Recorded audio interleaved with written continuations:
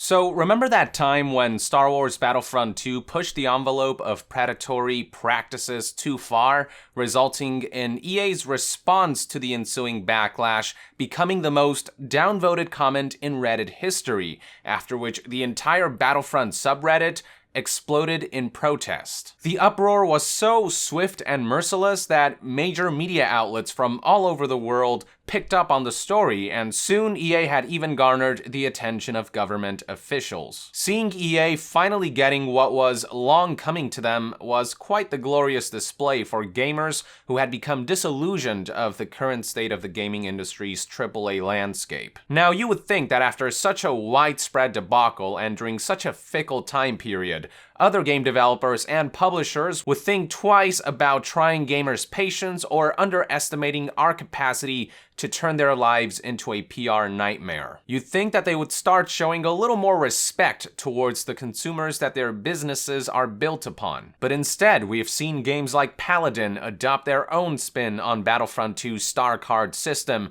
and games like Rift be ballsy enough to charge $100 for limited run loot boxes during the holidays. And then there is Bungie, who have utterly snuffed Destiny 2 of its full potential at every turn. In the short 3 months that the game's been out, it not only implemented broken features and underhanded tactics, Bungie also doubled down on the Eververse marketplace, where people can spend real money to purchase Destiny's version of loot boxes, engrams. Suffice to say that it's been a relentlessly miserable journey for many Destiny 2 players, and the latest debacle with the festive dawning event and the way it was so egregiously built around exploiting players through the Eververse, the way they turned a time of giving into a time of taking, was finally the tipping point. One quick look at the official Destiny 2 forums will show you that Bungie might soon be following in EA's footsteps and face the full brunt of their community's ire. As you can see here, the Destiny 2 community has begun pushing for a mass protest against the disgraced studio by flooding the forums with one very simple and clear-cut request: remove Eververse. We aren't just talking about a handful of complaints here. If you sift through the forums pages, you will notice that the flood of dissenting players stretches as far as the eye can see. It's just dozens upon dozens of pages filled with pissed members of the Destiny community demanding that Bungie remove what is arguably the game's greatest blemish. This, ladies and gentlemen, is no mere temporary backlash. This is a full-scale riot from the Destiny 2 player base akin to what we saw with Battlefront 2, one that may not die down until Bungie makes some radical changes to the Eververse. After having taken a beating for 3 months straight, Destiny 2 players have finally decided that enough is enough. They have finally resorted as a collective to make clear demands from a studio that has kept its ears plugged or made empty responses and promises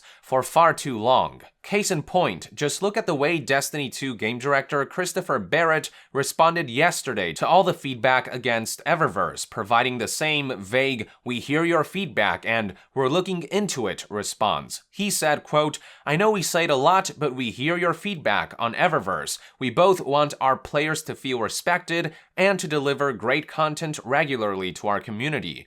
Expect lots of discussion with the dev team and an update on our path forward after the new year."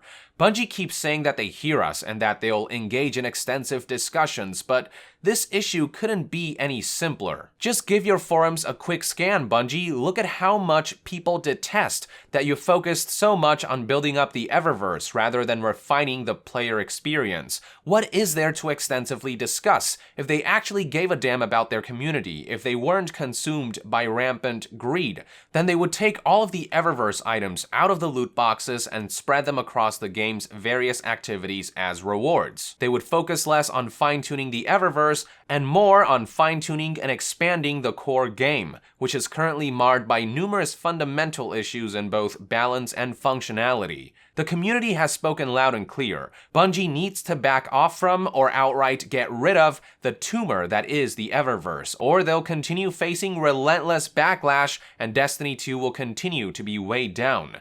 Now, I understand that because Destiny 2 has been built so heavily around the existence of the Eververse, the solution won't be as simple as just ripping Eververse out of the game. The Eververse is kinda like a kidney with a tumor. Some finesse is required to take out the afflicted parts or to remove the afflicted organ altogether. But with some work, the game can live without it. Hell, it will thrive without it. But if the Eververse tumor is left to continue to spread, then the host, Destiny 2, will eventually die. So I'm all for Bungie taking some time to figure out the logistics, but they need to at the very least confirm that they have plans to significantly downscale or outright get rid of the Eververse, because the game can't healthily sustain itself while this cancer festers. Now, do I think that Bungie will be sensible enough to see past their greed and take such radical steps? Can't say that I'm optimistic. I think that they'll do what they always do and backpedal a little bit, but ultimately keep the core issues unresolved. I don't think that they'll get rid of the Eververse for one very simple reason: its huge monetization potential. Again, just look at the way Christopher Barrett responded. The way he talks about still wanting to deliver great content regularly to our community, aka keep shoving in more crap into the Eververse for players to gamble for, and the way he talks about how we can expect lots of discussions with the dev team, aka Bungie regrouping to figure out how to mitigate backlash while keeping the Eververse intact, says it all. Also, just look at Bungie's past history with Destiny 2. Rooting out their underhanded schemes is like playing a game of whack-a-mole. You hammer one down and another one pops out somewhere else. They just can't seem to help themselves. But hey, who knows, maybe this latest uprising, which is looking like the most substantial one yet for Bungie and Destiny 2, will go a long way in instigating some positive changes. And if not, well, Bungie can expect their game's player base to continue its decline. Regardless of what happens, to the Destiny 2 community, I say good on you for finally standing up to the a-holes in what has been a non-stop abusive relationship. Keep letting your voices be heard in forums and social media, keep applying pressure, and push Bungie back, just like the gaming community did with EA and Battlefront 2. Because at the end of the day, without support from their community, from the player base, and from their consumers, these companies have nothing. With that, I would like to end this news update and discussion video. Thank you for tuning in. I hope you found this video encouraging, and if you enjoy my content, consider supporting me on Patreon to help this channel stay independent and self-sustained. And to be further updated on all things gaming news, reviews, and discussions, stay tuned right here on Young Yeah. I'll see you guys next time. Young out.